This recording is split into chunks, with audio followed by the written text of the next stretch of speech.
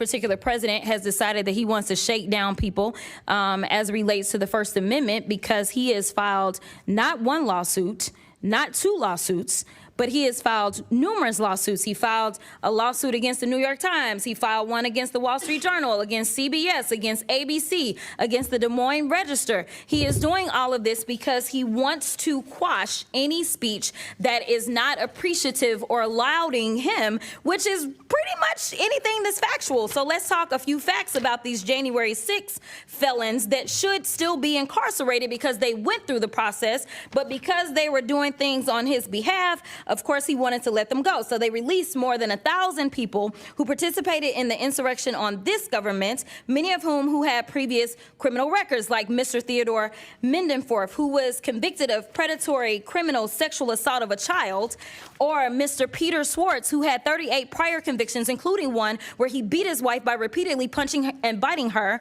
Trump also pardoned Mr. David Daniel, who was convicted of production and possession of child pornography. Trump also pardoned Mr. Daniel Ball, who, quote, threw an explosive device that detonated upon at least 25 officers during the Capitol riot. He also had a record for, quote, domestic violence by strangulation. I'm not done. Trump also pardoned Mr. Andrew Taki, who sent nudes to an undercover law enforcement officer who was posing as a 15-year-old girl. Mr. Casey Hopkins also received a pardon from Trump, and Mr. Hopkins was convicted of forcible rape. According to court records, he, quote, had forcible intercourse with the victim, choked her to the point of impairing her vision, banged her head into a wall, and urinated into the victim's mouth as he humiliated her. These are the people that he decided to release in the streets of D.C. So if anybody does need to clean up D.C., I would agree it is this man, because he is the one that is causing half the crime that we have.